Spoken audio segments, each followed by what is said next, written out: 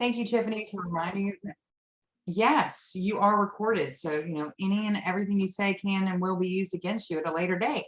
So my name is Elizabeth Johnson Phillips, and I am the inbound leader at MPWRSource. We are a growth agency here in Richmond, Virginia.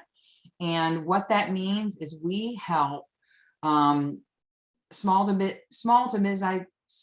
mid-sized businesses, startups, and existing businesses, local governments, and nonprofits establish strategic planning, business outcomes, and growth services. And that also includes sales enablement, relationship management, and inbound marketing, which is my specialty. And we also have growth support services, which includes things like technology and compliance. Basically, we want to help your business reach its goals. That's our main thing. And here today to talk to us about strategic planning, because you don't get where you want to go if you don't have a plan, is our co-founder and chief growth officer, Tiffany Joy Green. And as she has mentioned before, she is Canadian. She loves Canadian. I'm expecting at least 3 maple syrup references today. And she also loves statistics and her dog. And so, Tiffany, I'm going to pass the baton to you. Why, thank you, Elizabeth. And so everyone is aware, Elizabeth's nickname is Word Girl, because she is the master of all words. I think you could tell that by that lovely introduction. I like the words. Yes, you do. And it's true, I am a Canadian American. I'm a dual citizen. But just to be clear, I do have 2 children, not just a dog, and I love them as well. So let's get started. And the first thing I'm going to ask everyone to do is open up your PowerPoint, and I would like for you to create a vision board for your organization. So I'm going to give you a couple minutes. So what a vision board, if you've never done one before, a lot of people will do it for themselves, right?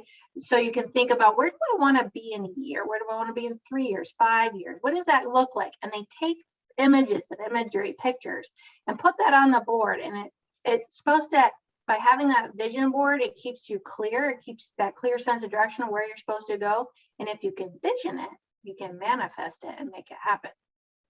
So I take a few moments. Elizabeth, if you wouldn't mind, let's give them like 3 to 4 minutes. And we'll keep, because we're going to circle back to the vision board at the end of the presentation. And don't worry about setting up my timer. I don't expect these to be pretty. You're probably going to want to modify them after the webinar, but just to get a good running start, use whatever free clip art images you can find online. Cool. And Elizabeth, you can do that too if you wanted to for already made. So I'm just going to see if I can find it. We know how well I organize my files on my computer, so this will take the whole time. Oh, and hi, Bernadette. Bernadette, I just wanted to I wanted to let you know, I mentioned at the top of the hour that if you have any questions as we're going through, just put them in the chat and I will make sure that they get answered. All right. That's my grandson. I'm in here with them with their virtual learning and doing virtual school, Zoom school too. So bless you. I get that. I have 4 children, so I understand your pain. Yeah. So that's why I'm not showing videos, or in my mute button is on. But if I need any information, I'll definitely check back in. Okay. Perfect. Thank you. All right. Thank you for this, Tiffany and Elizabeth. I'm looking forward to it. Tiffany, you got a full day ahead, don't you? Yes, I do. It's all good. Might not have my voice next tomorrow. My voice okay. Get you some tea, sweet. My husband's going, could she possibly lose her voice? No, okay, he's not saying that. Yeah, I get it. Tea and lemon. Yes.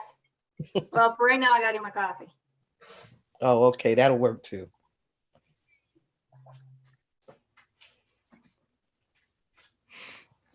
How are we on time, Miss Elizabeth? We have 1 minute left for working on your vision board. Still haven't found my vision board. I found someone else who doesn't work at our companies anymore vision board. That's helpful. Oh, now it's yours. Not helpful.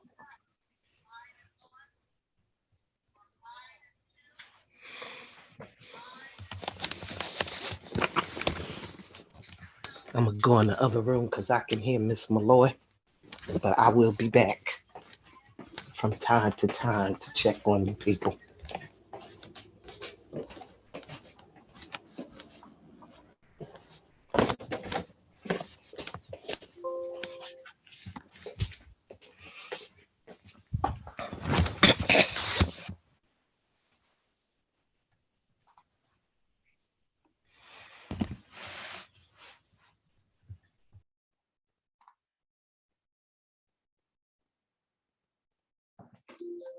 Okay, my timer just went off.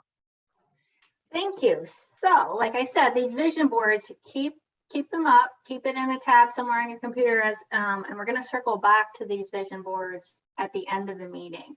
And this is going to be ongoing homework. So you have what you got started now. We're going to talk about it a little bit at the end of this webinar, but it should be an ongoing homework assignment after the webinar as well. So the agenda for today is we're going to talk about the theory of change.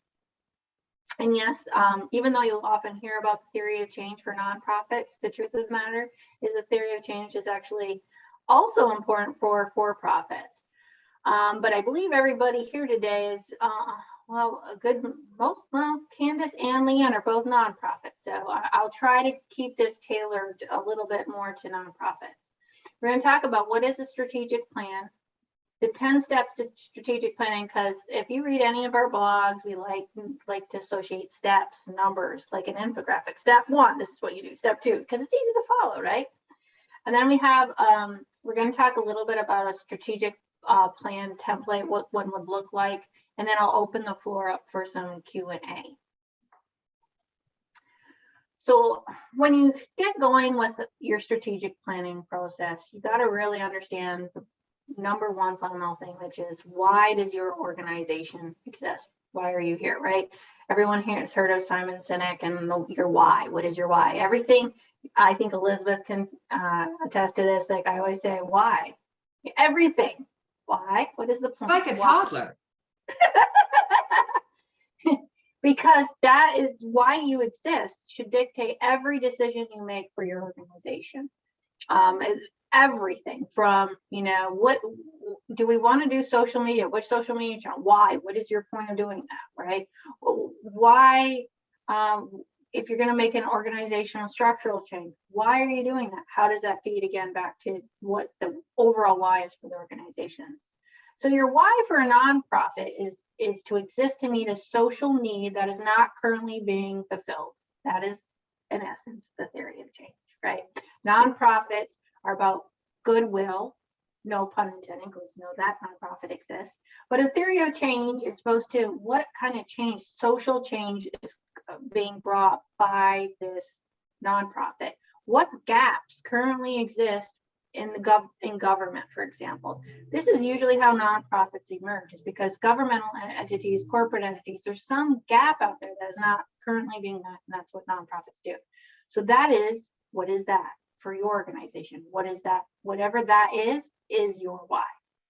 And then for profits, you exist to meet a need in the market that is not currently being fulfilled. That sounds oddly familiar as theory of change. You're just kind of tweaking it a little bit, right? Because the theory of change is it's a social need that is not currently being met. And for a for-profit, it's a need in the market that is not currently being met.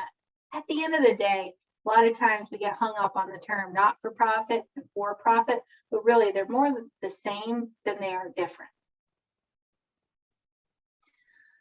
So how do nonprofits and for-profits prove their value, right? They have to articulate what they exist to do, their why. At the end of the day, you got to understand what your why is, and then you have to be able to communicate it clearly and effectively. So a theory of change allows the nonprofit to state how it takes community resources and turns them into social change. Without a theory of change, a nonprofit cannot persuade anyone to be part of its work or even measure the impact on its mission. So if you can't say what gap you're meeting and how you're doing it and the data to prove how you're doing it, no one's going to be standing up for you, donating for you, being donors or volunteers. They have to understand those things. They have to feel that propensity, that the love, the passion of what that non-for-profit exists for, right? And then without meeting a need of the market or society, a for-profit cannot persuade anyone to buy into the brand, but I'm going to take that to the next step. I think for for-profits, you have to believe in the theory of change as well, because people don't just buy products or services, they buy your why. Please let that sink in. They don't just buy your products or services, they buy your why. And with the upcoming generations, your Gen Zs and younger, and even your millennials, they are willing to spend more if your company firmly knows what its why and what it's doing in terms of improving its community or society. So if you know what your why is, you will get people to not only donate more, but they will also buy your products and services at a premium, no longer a discount, because they get that the mission and vision of what you're doing is going to positively impact the community. Tiffany, would you say that a sort of an easy to understand example of this idea of knowing your why and knowing that an example of this would be, say, Apple. Apple's why wasn't give people music, give people computers. Their why was make people's lives easier. So people are, there's really, as I'm an Apple user and I'll say it's better, but inherently there's nothing better about my iPhone that warrants it being more expensive than an Android, but they've sold me on ease of life and having a million songs in my hand. And that's where they began. Would you say it's a good example of that? That's a good example of that, right? So their why is, if you get, I oftentimes will say you get stuck in the weeds of what you're doing and why you're doing, right? So let's bring it to even a more tangible analysis. And I'm saying this for the first time, so there may be some errors and you can correct me as I go. But if you're a restaurant, right, and you're serving, I used to run a women's business center. Most popular thing was, I want to open a restaurant. Okay, you want to open a restaurant. Why? Shocking, right? I asked the question why. Why? Because I want to serve good food. Okay, so you want to serve good food. What are all the other folks doing out at the other restaurants? Do you eat out? Yes. Is their food good? Yes. So your main differentiator is you serve good food, but everybody else is serving good food. Yes. So what is your why? Well, when they come in my restaurant, I want to feel like they're home. Ooh, tell me more about that, right? The why is not necessarily the product or service you're giving them, right? It's about the feeling that you're giving them. It's about the emotion that you're evoking. So when Apple created the iPhone, right, they were trying to get that pleasure feeling for the person, that they can access music anytime. Why? Why would they want people to have that feeling of connection? Because we know what music does for people, right? So that's really the why. That's where the theory of change is, or meeting a demand in the marketplace. The product or service is really just a tool to get to what the real why is. Does that make sense? It does. So what is a strategic plan? It's a disciplined effort to produce fundamental decisions and actions that shape and guide what an organization is, what it does, and why it does it. I mean, that's a plan in a nutshell, right? So it really helps you formulate the decisions. The last thing you want to do in an organization is always be reacting. When you're reacting, you're always behind. So if you can strategically plan, you're making decisions ahead of time, no longer having to be reactive, but predictive. And when you can be predictive, you're always making better decisions, right? So the other point of strategic plan is to create public or market value, right? What is the value that we're bringing? And it's also used to help organize and manage effective organizational change processes in which the organization figures out what to change, but also keeps the best. How many times have I sat in a boardroom meeting or executive team meeting and things aren't working? We just need to scrap all of this and let's start over. No, maybe not. You know, maybe there's only one thing we need to change. In essence, more times than not, you are doing some things well. If you're not in the having the successes that you thought you had, there are some things that you probably are doing well, and you're not going to want to scrap those.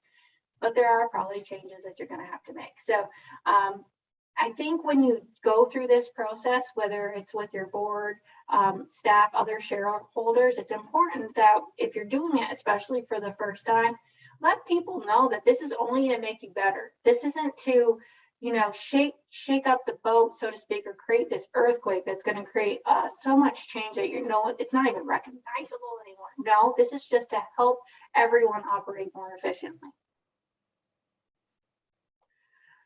So what are the 5 benefits of strategic planning? You're here, so I'm assuming you all already know that there's some value.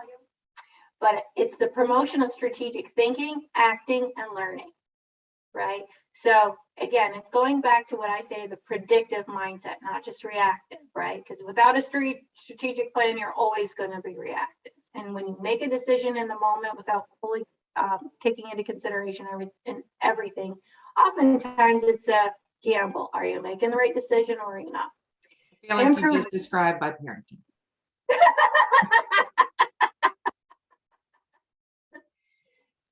Improve decision makings, right? So if you know where you're headed and your why and where you're looking to go in 2 years, 3 years, and what we call your big, hairy, audacious goal, which is in like 15, 20 years, man, does that make decision making a lot easier? It certainly does, because you know your endpoint. If you get in your car, you're like, I don't know where I'm going. A lot of people just stay in the driveway because you got to make a plan. You got to have a vision of where you want to go. Enhance organization effectiveness. If everybody knows where the organization is going, from top leadership to the front of the line, guess what? Organizational effectiveness will occur. More efficiency will occur because everybody knows where we're going. There's a full alignment. Provide enhanced effectiveness of broader societal systems. This is very true for nonprofits, right? So where do we fit in with the bigger context of other nonprofits, government organizations, other charities? Where do we fit in, and how do we work better with each other? Because sometimes, just like in for-profit, you might visualize it being competitors when in actuality you're not. You're actually maybe like resource partners in essence, right? So how do you work together? And it benefits the people involved. I mean, let's be clear. Even from a young age, what do we all crave? Structure and stability. What does a strategic plan provide? Structure and stability. So it benefits the whole organization if they know, hey, we know where we're going. The executive team or the board or whomever, they have a clear vision of where we're going. It's being communicated to me through the executive director, the management, whatever. Man, they know what's going on. That creates a sense of security. And if you have that sense of security, you also retain those employees. So that's a huge value. So what's a simple way of looking at strategic planning? Concepts, procedures, and tools designed to help leaders, managers, and planners think, act, and learn strategically. It's your map. It's your map of how to run the organization. Everything's in there. Now, a strategic plan, can it pivot? Absolutely 100%. When needs in the marketplace change or in the community, society, you've got to be able to pivot with it. Everybody had to pivot when COVID hit. And we saw some people could do it, or organizations could do it, some could not. But if you have a strategic plan, guess what? It's easier to pivot when you need to than when you don't, because they've already got something to work with. It's always easier to work with something than with nothing, right? So this is Elizabeth? Well, I was going to say, I also think when you have that strategic plan in place and you need to pivot, you mentioned COVID, it's a perfect example. If you have your strategic plan and it tells you your goal, we've used this before and talking about that.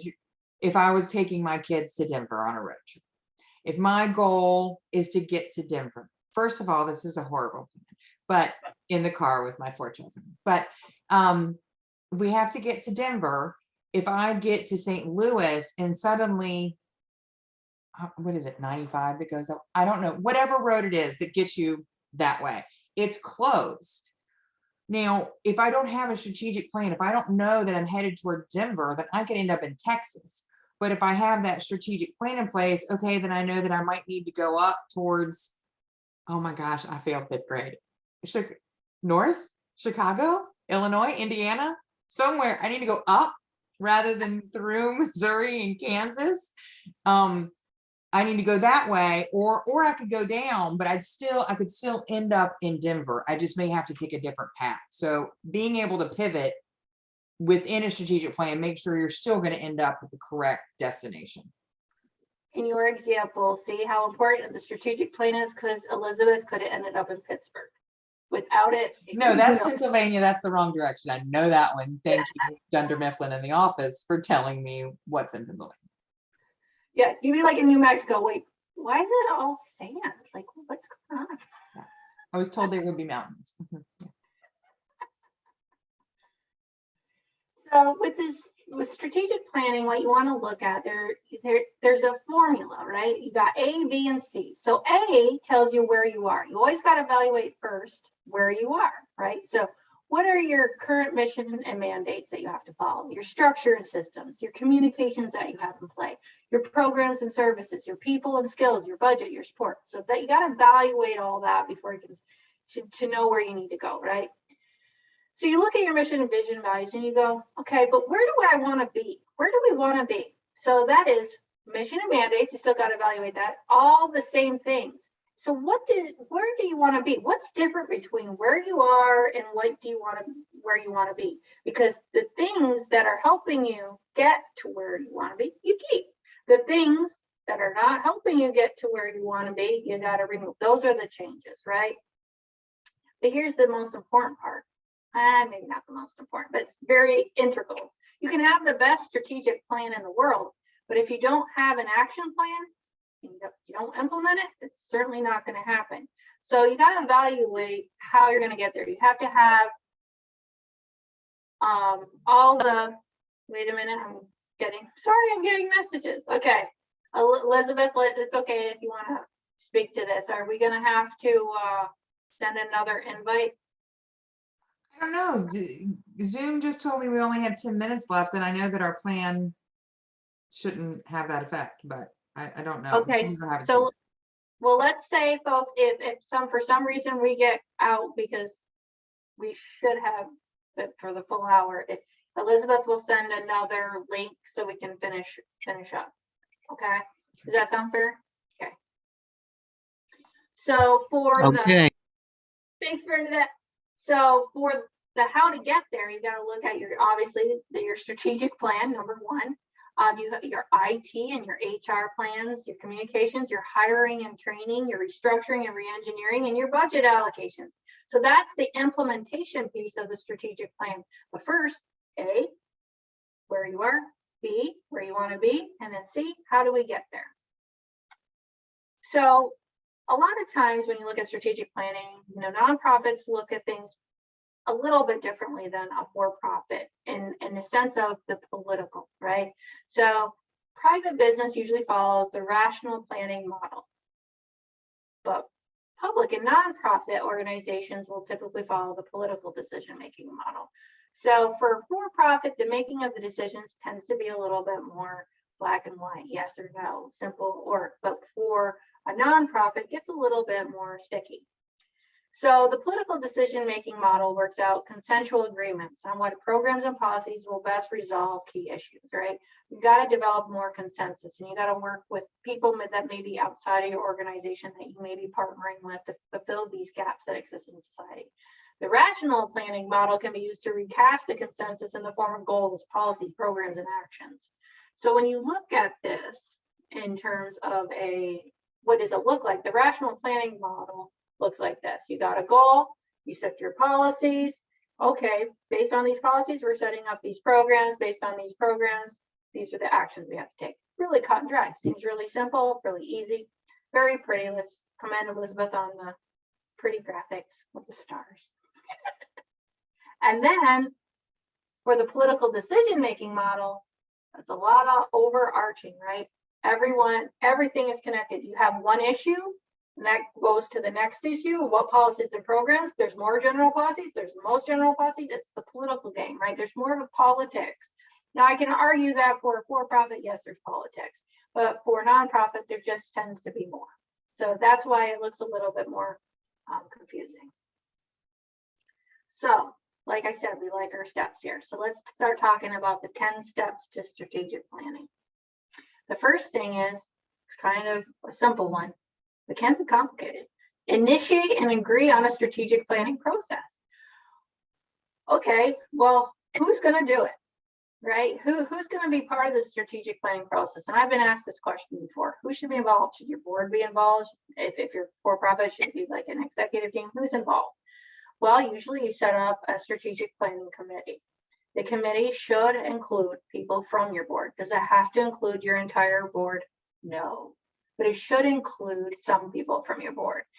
And it should include people that are on the front line. So you get a really good scope of what's going on in your organization. The other question I will get is, should it only be people who actually work for the organization? That's a strong consideration, and I can't say a simple yes or no. Sometimes it's wise to bring somebody who may not be personally involved. So let's say you had a resource partner that very close, it might make sense to have them as part of your strategic planning committee. But more times than not, you're not going to want to invite somebody who is not a current employee, volunteer, board member, what have you, with your organization on the strategic planning committee. More times than not, you're not going to want to invite somebody outside. You got to identify your organizational mandates. What are you allowed to do? What you're not allowed to do? This could be compliance, regulations, the grants that you've been awarded, and there's stipulations in there. Then you have clarify organizational mission and values. So this is where the magic happens. This is where everybody's in that room and they're talking about what they think the mission of the organization. What's the mission, the why of the organization, and what the values should be of the organization. And guess what? If you're doing your job, if it's going well, there should be some deliberation and debate at the table. If there's not deliberation and debate, that's a problem, right? You got to have that energy, because when you have that debate, whatever you get out of it, it's going to be stronger. So don't be afraid of that. Clarify organizational, I just said that. Assess the external and internal environments to identify SWOT. SWOT stands for strengths, weaknesses, opportunities, and threats. I like to add another T, and that T would be S, so it would be SWOTT. And the last T would be trends. I like trends. Trends indicate market evaluations and statistics. So yes, I like my extra T. So you want to know what's going well in your external and internal environments. What's your weakness? What's your opportunity? What's your threats? What's your trends? And again, a lot of deliberation amongst your team.